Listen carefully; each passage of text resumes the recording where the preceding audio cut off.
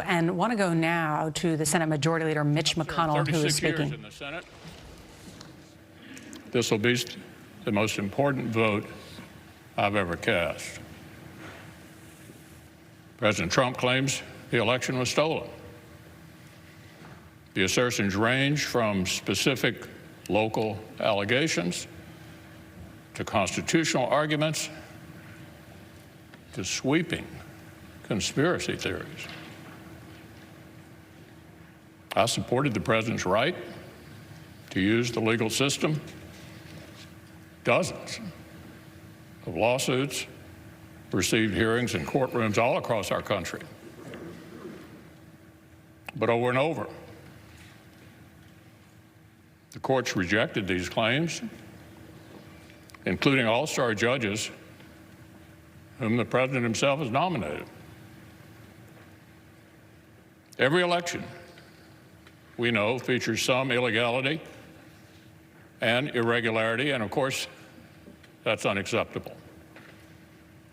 I support strong state-led voting reforms. Last year's bizarre pandemic procedures must not become the new norm. But my colleagues, nothing before us proves illegality anywhere near the massive scale that would have tipped the entire election. Nor can public doubt alone justify a radical break when the doubt itself was incited without any evidence. The Constitution gives us here in Congress a limited role. We cannot simply declare ourselves a national board of elections on steroids.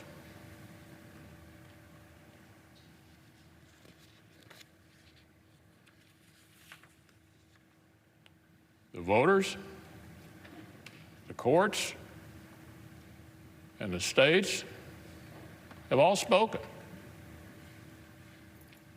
They've all spoken. If we overrule them, it would damage our republic forever.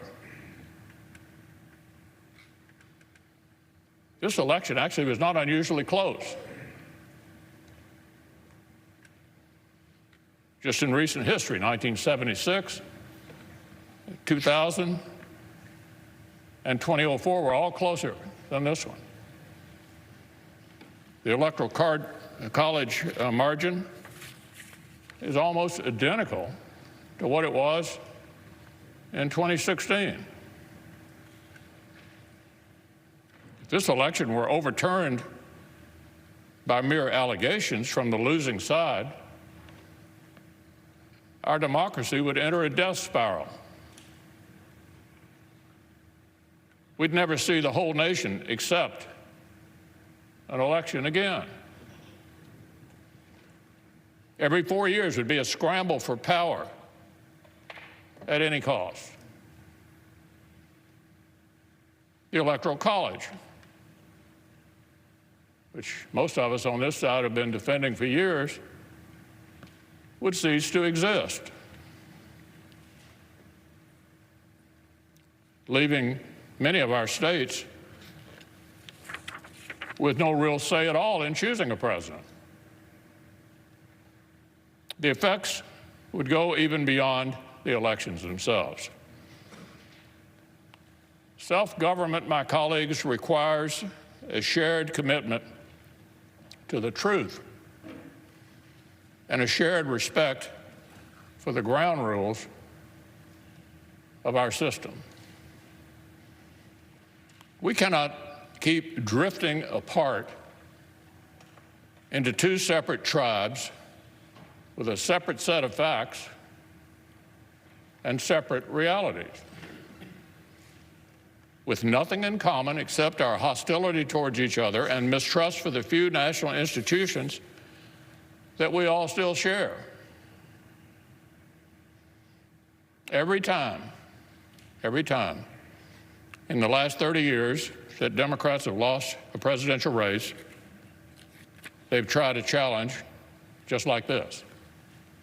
After 2000, after 2004, after 2016. After 2004, a senator joined and forced the same debate. And believe it or not, Democrats like Harry Reid, Dick Durbin, and Hillary Clinton praised them and applauded the stunt. Republicans condemned those baseless efforts back then.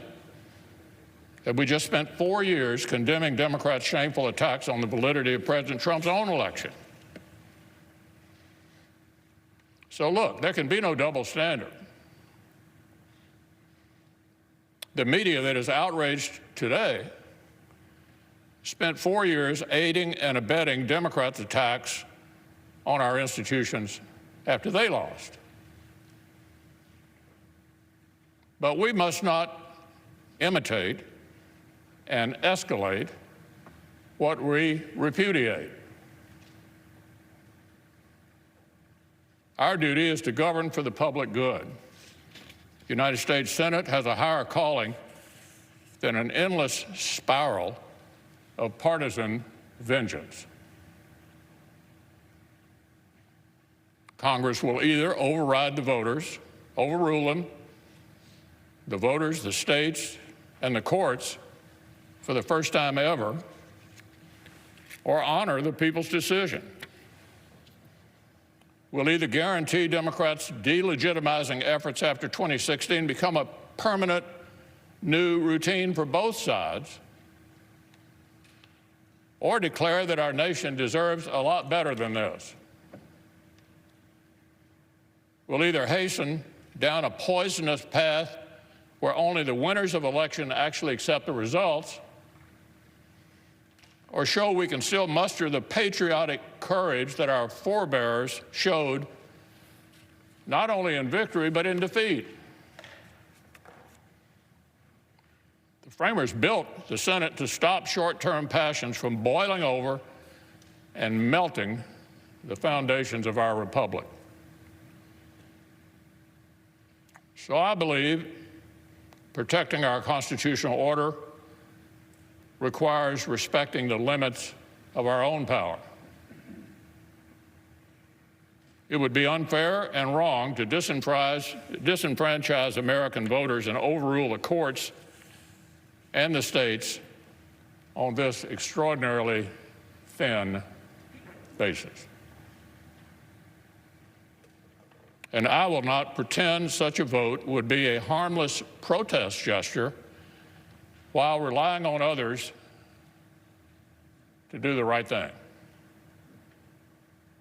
I will vote to respect the people's decision and defend our system of government as we know it.